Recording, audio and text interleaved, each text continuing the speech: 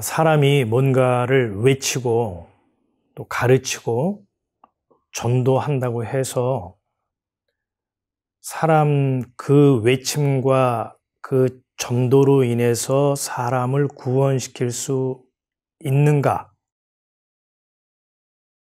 이런 큰 질문을 제가 던지는 거죠. 에녹이 하나님과 동행하면서 300년 동안 심판을 예고했잖아요. 유다서 1장 14절과 15절에 그 내용이 기록되어 있는데 30년도 아니고요. 300년 동안 이 세상에 심판이 옵니다라고 외치고 전했는데 그 전도의 내용을 듣고 돌이켜 회개하고 구원 얻은 자가 한 사람도 없었다는 거예요. 그러니까 창세기 5장과 7장 그 사이 6장에 성경은 의도적으로 어떤 내용을 담고 있냐면 에녹의 전도를 받고 구원 얻은 자들이 구름대와 같고 벌대와 같았다 이렇게 기록한 장면은 대목은 한 군데도 없고요. 사람의 생각은 악할 뿐이고 사람의 생각은 모든 것이 죄악될 뿐이다. 이렇게 기록을 하고 있다는 거예요. 다시 말해서 에녹의 심판 예고를 듣고 돌이켜 회개하여 구원을 얻은 자는 단 한 사람도 없었다는 것을 성경은 의도적으로 우리에게 지금 말씀하고 있다는 겁니다. 노아와 그의 가족 8명이 구원을 얻었죠. 얻었지만 에녹의 전도를 받고 회개하여 구원에 이른 것이 아니고 성경을 읽어보면 노아는 하나님의 은혜를 입었더라. 하나님의 은혜를 입은 노아와 8 식구만이 그 심판 가운데 구원을 얻었다는 사실이에요. 저는 이게 너무너무 놀랍다는 거예요. 뭐가 놀라우냐? 사람은 사람을 구원시킬 수 있다 없다? 구원시킬 수 없다는 거예요. 사람은 그저 하나님이 명하신 내용을 받아서 전하고 가르치고 외치는 것은 가능하지만 그 사람을 구원하는 일은 사람의 몫이 아니다라는 것을 에녹의 경우를 통해서 저는 새삼 발견했다는 것이고 그것이 너무 저에게는 큰 충격으로 다가왔다는 거예요. 거듭 말하지만 사람은 어떤 말씀을 전할 수 있고 심판을 예고할 수 있지만 그것으로 인해서 다른 사람들이 구원을 얻는 것이 아니고 구원은 전적으로 하나님의 은혜로 주어지는 특별하고 신비한 선물이다라는 얘기를 지금 제가 하고 있는 겁니다. 이런 얘기를 하면 몹시 불편해하는 사람들이 있겠죠. 어떤 사람들일까요? 영혼 구원을 위해서 평생 목회를 했다라고 생각하는 목사님들, 또 전도를 해서 죽어가는 이 불신자들의 영혼을 구원하는데 열심히 활동하고 있다라고 자부하는 사람들, 또 해외에 나가서 낯설고 물서른 곳에서 영혼 구원해 보겠다고 선교 활동을 하고 있는 선교사님들, 이분들이 이런 얘기를 들으면 화가 나겠죠. 이 설교를 듣고 혹시 항의할지도 모릅니다. 에녹의 경우를 제가 얘기를 했고요. 또 성경을 면밀히 읽어보면 노아의 경우도 마찬가지죠. 노아는 방주를 지으면서 물심판을 예고했다고 볼 수 있는 거죠. 노아가 밖으로 나가서 사람들한테 홍수 심판이 온답니다 라고 외치진 않았더라도 100년 내지 120년 기간 동안 방주를 지으면서 사람들에게 무건의 메시지를 전한 기간이라고 볼 수 있겠죠. 그런데 그 방주를 짓는 내내 사람들이 회개하고 돌이키고 방주 짓는 일에 협조하고 후원하고 구원을 얻어야겠습니다 라고 노 앞으로 나왔던 사람들이 있었던가요? 지금 제가 무슨 얘기를 계속하고 있냐면 사람이 아무리 심판을 얘기하고 전도를 해도 그 사람을 교회로 데려올 수는 있어도 그 사람의 영혼을 구원하는 일은 사람의 권한도 아니요, 사람의 역할도 아니요, 사람의 능력도 아니라는 거예요. 제가 그 얘기를 지금 계속적으로 하고 있는 겁니다. 소돔과 고모라의 불심판도 보자고요. 천사가 그 소돔과 고모라 땅에 왔죠. 사람으로 변장을 해서, 가장을 해서 소돔과 고모라 땅에 와서 하나님의 심판과 저주가 임해서 소돔과 고모라가 불로 멸망할 것을 얘기를 했어요. 그러나 사람들은 아무도 그 말에 호응하거나 귀담아 듣지 않았습니다. 롯도 마찬가지죠. 아브라함의 조카 롯도 소돔 땅이 에덴 동산 같더라 라고 해서 야, 저 땅이야말로 지상 낙원이야 라고 해서 그곳으로 이민 가서 거기에서 터를 잡고 살았던 롯마저도요. 천사가 와서 여기 하나님께서 심판할 거야, 불로 멸할 거야 라고 얘기했지만 곧바로 짐 싸가지고 도망갔던 거예요. 자기의 삶의 터전이 있는 이 소돔, 여기에 미련을 끊지 못하고 지체하였더라 라고 성경은 기록을 하고 있다는 거예요. 그리고 롯의 사위들은 롯이 하는 말, 두 사람이 이 성에 왔는데 말이야, 하나님께서 여기 불로 멸하신대. 그랬더니 롯의 사위들이 뭐라고 여겼다고요? 그 말을 농담으로 여겼더라 라고 성경은 정확하게 인간의 어떠함을 기록을 하고 있죠. 만일 사람으로 가장한 그 천사가 롯과 그의 가족들의 손을 붙잡고 성 밖으로 끌어내지 않았더라면 그들도 바베큐가 됐을 거예요. 요나의 경우도 볼까요? 요나가 니느웨 백성들을 구원했던가요? 하나님께서 요나에게 오셔서 저 아수르의 수도 니느웨 성에 가서 이 성이 무너질 것이다라고 외쳐라 그랬어요. 요나가 순종하고 곧바로 니느웨로 갔던가요? 다시스로 도망갔죠. 왜 도망갔죠?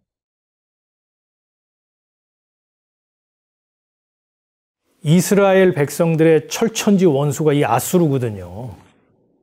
계속적으로 노략질하고 침략하고 공격하고. 요나의 머릿속에 박힌 게 뭐죠?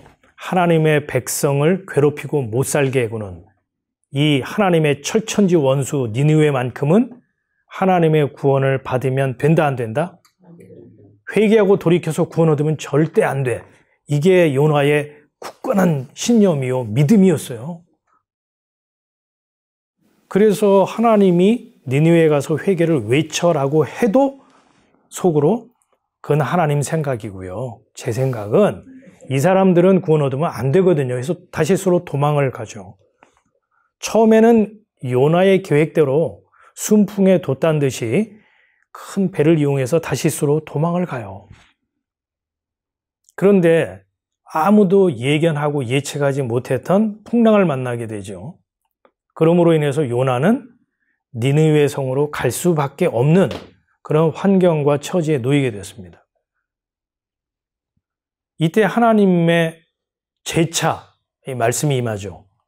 니느웨 성에 가서 이 성이 무너질 것을 외쳐라. 근데 이 니느웨 성이 굉장히 큰 성이라서 3일 길이랍니다. 3일을 돌아야 그 성에 있는 사람들에게 이 성이 무너진다는 하나님의 말씀을 전할 수 있다는 거예요.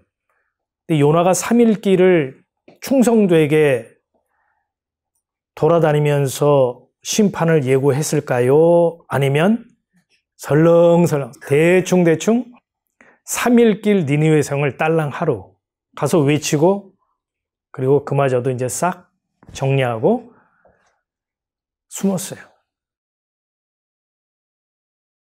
그런데 이게 어찌 된 일입니까? 전 국민 회개운동이 일어나고 말았죠. 왕으로부터 시작해서 저 짐승 미물까지 전부 베옷을 입고 죄를 무릅쓰고 통회하고 회개하면서 돌이키는 역사가 있죠. 요나가 얼마나 놀랐을까요? 요나는 알았겠죠. 내 전도 효과, 내 전도의 결과가 아니라는 걸 알았겠죠. 내가 뭔가 선포를 하고 전도를 하고 내가 회개를 외쳐서 사람들이 구원에 이르는 것이 아니라는 사실을 요나는 선교 현장의 경험을 통해서 분명하게 알았겠죠. 성경은 계속해서 무슨 얘기를 하고 있습니까?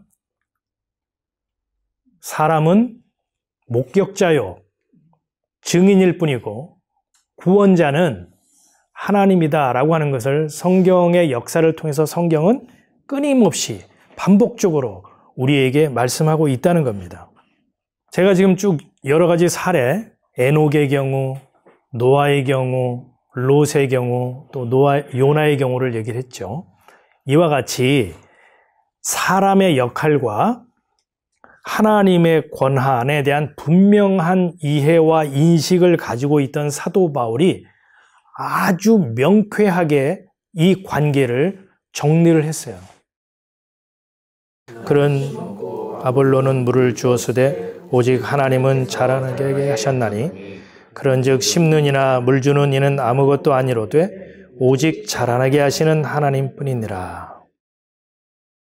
우리 인간의 생각은 심고 물을 줘야 자라날 거 아니야. 인풋이 있어야 그 결과 아웃풋이 있을 거 아니야 라고 하는 것이 인간의 머리에 박혀있는 아주 단단한 생각인데 사도 바울은 의외의 얘기를 하고 있어요. 나 심었고 아볼로 물 주었거든. nothing, 이건 아무것도 아니고 진짜 중요한 것은 뭐냐? 오직 자라나게 하시는 하나님이야.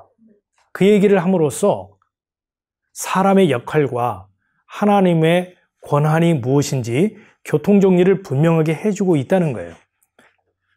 다시 말해서요, 사람은 스피커, 우편 배달부, 일기 예보관 같은 역할을 하는 것이고 비를 내리게 하거나 안 내리게 하거나 하는 것은 누가 한다? 하나님이 하신다. 우편 배달부는 하나님으로부터 편지를 받아 전달해주고 넘겨주는 역할을 할 뿐이고 그 편지를 읽고 감동을 받고 눈물을 흘리고 통회하고 주 앞으로 나오게 하는 일은 누가 한다? 우편 배달부가 한다? 아니요. 하나님이 하신다는 거예요. 이 관계를 우리가 분명하게 해야 한다는 거예요. 그렇지 않으면 우리의 신앙은요, 자기 착각 속에 살아갈 수 있고 영적 교만으로 흘러갈 수 있다는 겁니다. 자, 이 정도 이제 설교를 하게 되면 여러분 심중에 일어나는 질문이 뭘까요?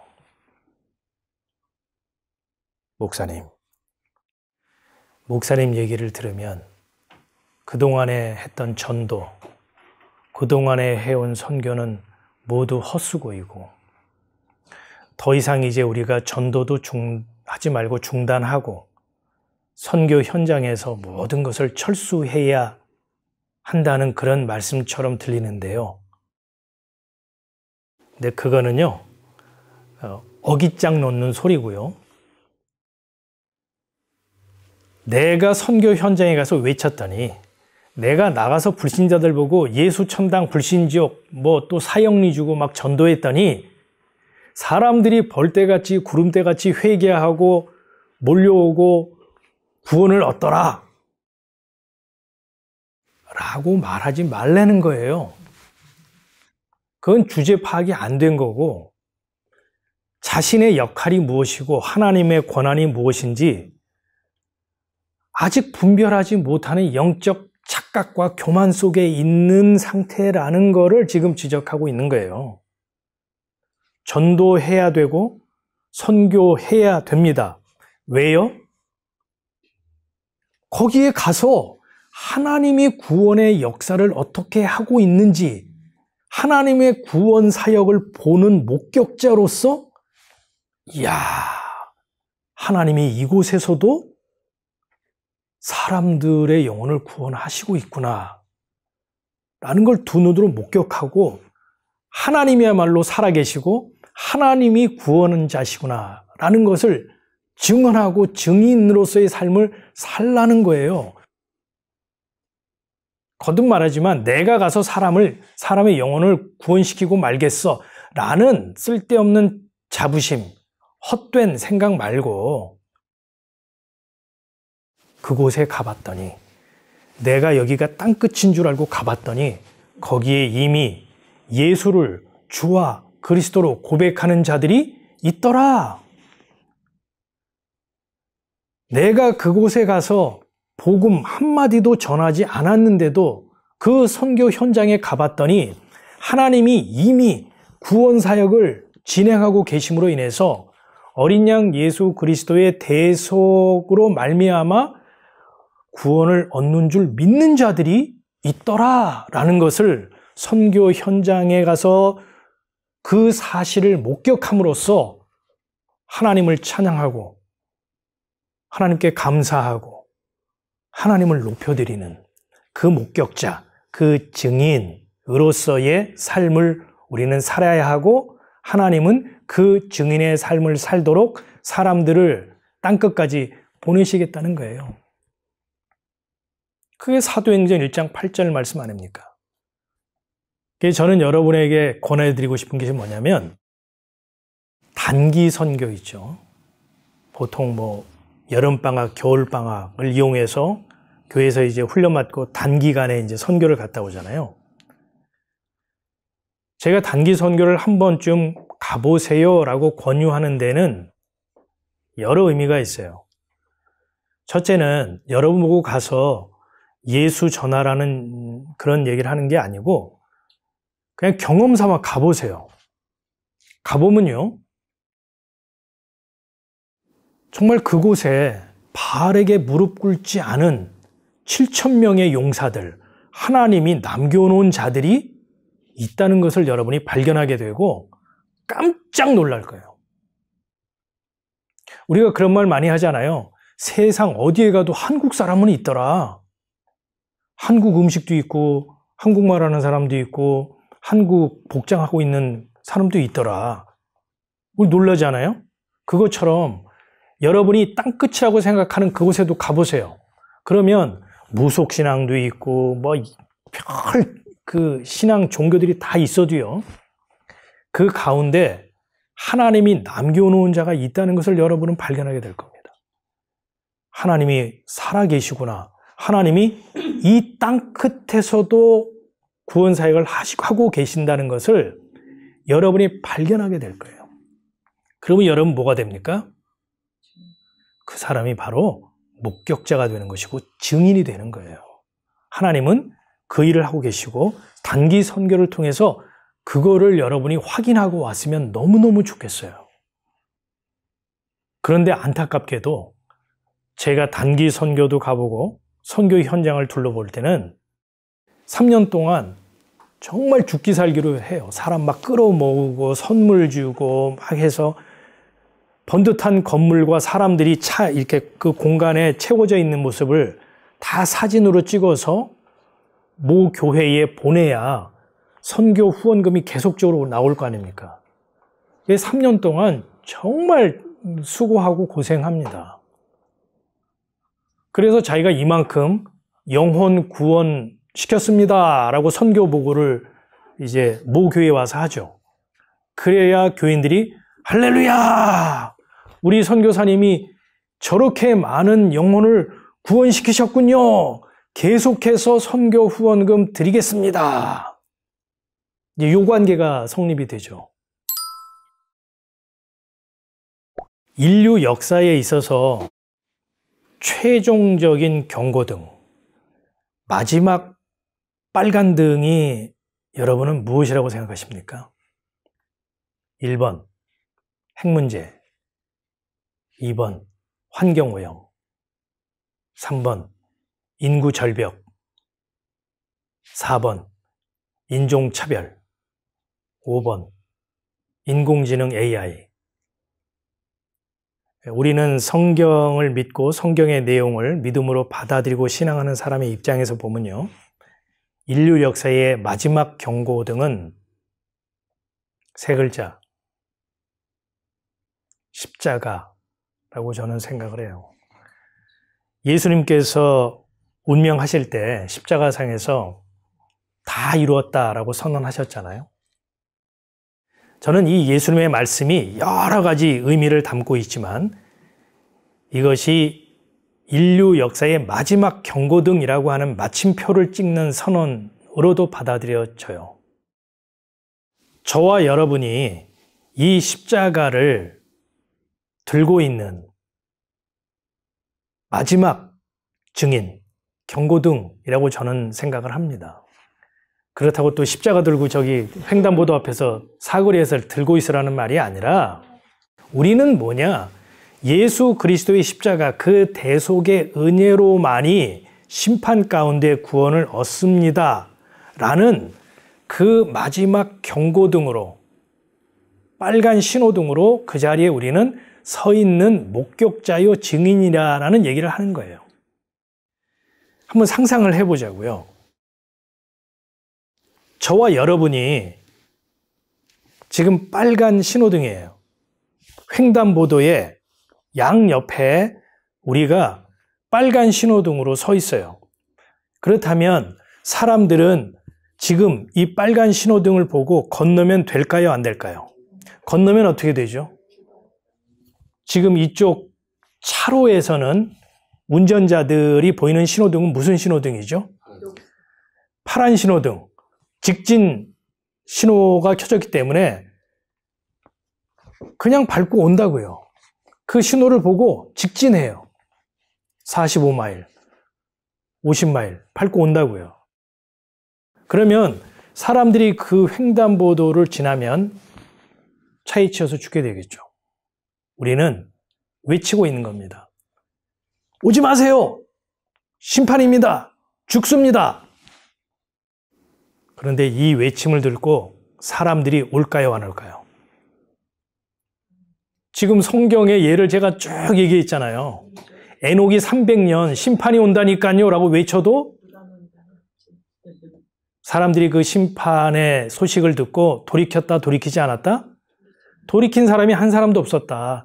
우리가 십자가 빨간 등 들고 이게 인류 마지막 경고등입니다. 빨간 등입니다. 심판입니다. 오지 마세요. 거기 서 있어요. 외쳐도 사람들은 아무런 관심도 갖지 않고 자기가 죽는다는 것도 모르고 그 횡단보도를 건넌다는 거예요. 다 죽죠. 다 죽는 가운데 예수님께서 영생을 주시기로 작정된 자는 하나도 잃어버리지 않고 그 가운데서 구원하시겠다는 거예요. 주 예수 그리스도의 대속의 은혜로 말입니다. 우리가 그 사실을 현장에서 목격한다면 그 사람이 바로 증인의 삶을 사는 사람이고 사도 바울의 표현을 빌리자면 하나님의 동역자인 것입니다.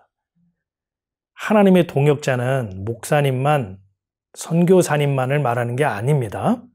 동역자라는 말은 함께 일하다, 함께 수고하다, 협력자라는 뜻이에요. 한 팀이라는 말이죠.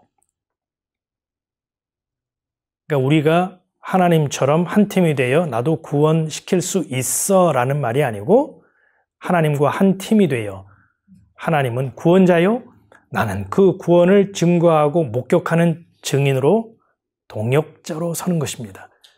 저와 여러분의 삶이 바로 에녹처럼, 노아처럼, 롯처럼, 요나처럼, 바울처럼 하나님의 동역자의 삶을 살 수 있기를 기원합니다. 아멘.